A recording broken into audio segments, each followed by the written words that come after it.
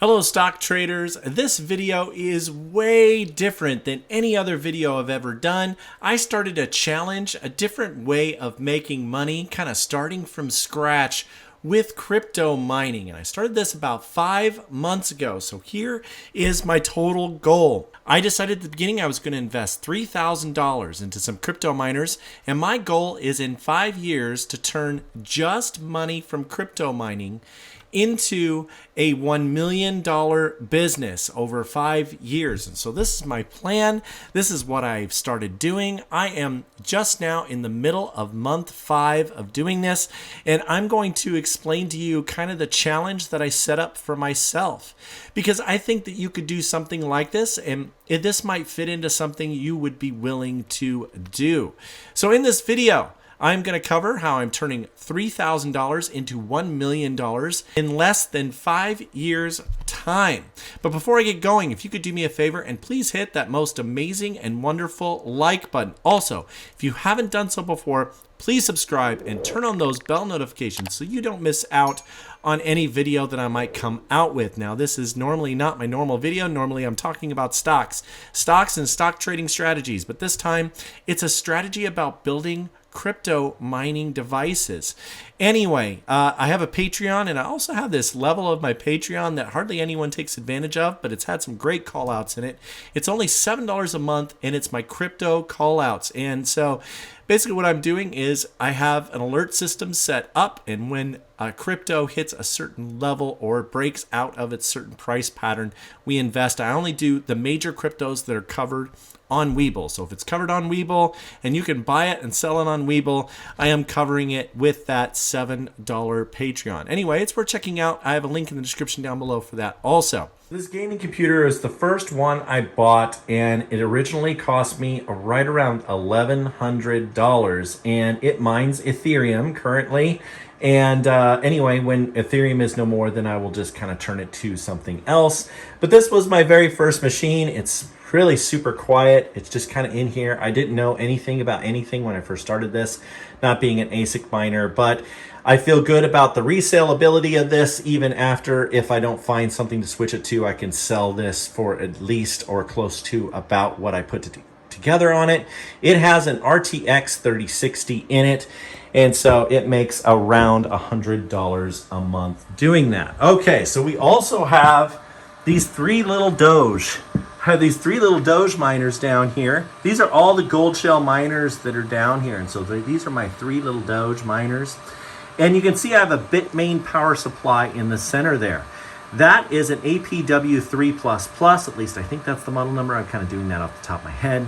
But what I like so much about that one is it doesn't get nearly as hot as their mining rigs. And also I can plug in 3 different Doges into that single power supply. And that Bitmain costs right around $150. So rather than paying $100 each for the power supply of the other one that gets hot and is not nearly as good, I can get this Bitmain to power all 3, and it's really easy to set up. So these are really small machines. You can hear they're rather quiet. They're not making a lot of noise. That's 3 of them going here, and you can see in my setup back here, you know, it's an Ethernet cable and then a power cable coming from that Bitmain, and it's powering all 3.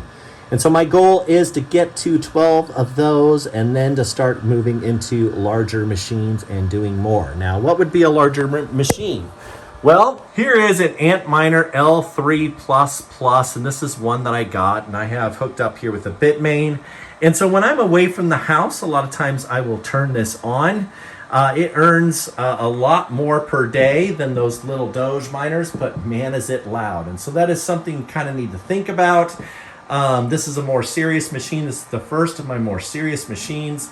I probably shouldn't have purchased this yet, but you know, I got it now, and so I'm going to have it. But just to kind of give an idea, I'm going to turn it on just so you can hear what it sounds like as it boots up. So you can really tell a difference between the different miners. And this thing's great and all, but man, just too loud for the house. My wife doesn't like that, you know, even though it's in my office away from our bedroom.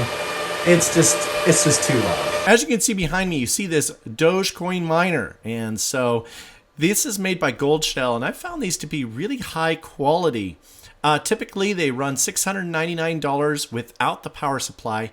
Now, in my opinion, you do not want their power supply. I'm going to kind of talk about that as we go through this video. So what I did was I started out with $3,000 and I purchased two of these Goldshell Doge miners. And I purchased one. It's just a gaming computer, and I'm mining Ethereum with it. Now, Ethereum is probably going to stop being able to be mining when it goes to Ethereum 2. I will have to switch that to something else down the road. But anyway, I found these Doge miners to be really quiet. I actually have 3 of them running in the background right now. I don't know if you could hear that fan kind of whining noise, but there are 3 of them going in the background. And I'm going to show you the different miners that I have in this video. Okay, so when I decided to start this challenge, I wanted to mine only major crypto. And the reason is because I don't want to have trouble exchanging crypto for some of the major ones. So Litecoin appreciates in price because there's only so much of it that can be made. And so the more that's mined, the more rare it becomes. So the appreciation of price is very, very important. Unlike Dogecoin, where there can be an unlimited supply of that, what I like to do is, and I'm going to kind of talk about how I like to cash out Dogecoin at the end of the month and use it to buy more miners. And I'm going to kind of cover that as we get going. But Ethereum and Litecoin should continue moving up. Over time, those cryptos have averaged a 200% gain every year. So Litecoin has gone to not only doubling its price, but tripling its price every year on average. Bitcoin has done the same, and so has Litecoin. And so those have been 3 that I've kind of targeted and kind of looking at. Where Dogecoin, it has had a huge increase this last year, but because an unlimited supply can be made, it is less likely to increase in price than some of the other major cryptos. At least I can count on that more. So here are the rules. Rules number 1, at the end of every month, I take the money that I am ahead of my goal, and I take that and I cash that out and put that into a savings account until I have enough money to buy another miner. I'm usually tracking where I can buy a miner every couple of months. And so this is huge. And then once I personally decided, once I get to having 12 of those miners, then it was time to rent like a warehouse space and get even more serious about it. But you can do this plan just with 12 of these little Dogecoin miners. Each one earns around $2.75 a day. That's right now, and that's 24/7, 365. You literally have them on, have them hooked up, you set them up, and you let them run. Every once in a while, I'll have to reset one. But overall, they are pretty trouble-free, and I really, really do like them. The reason why I chose them also, and this is one thing you have to think of if this is right for you, is there is a noise level that's associated with each and every one of these crypto machines. And so you need to pay attention to that and kind of decide, okay, how many decibels can I really handle in my house?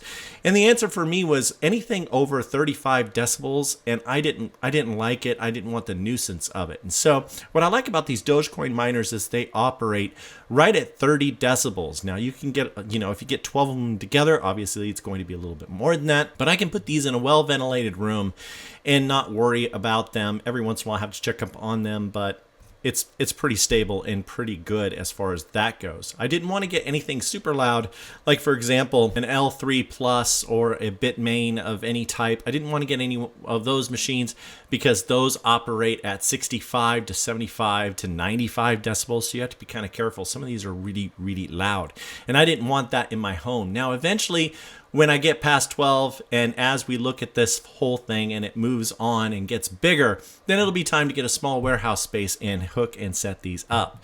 Now, I was a beginner, complete novice when I started to set these up, but the very first one, I had the help of a friend and he helped me out.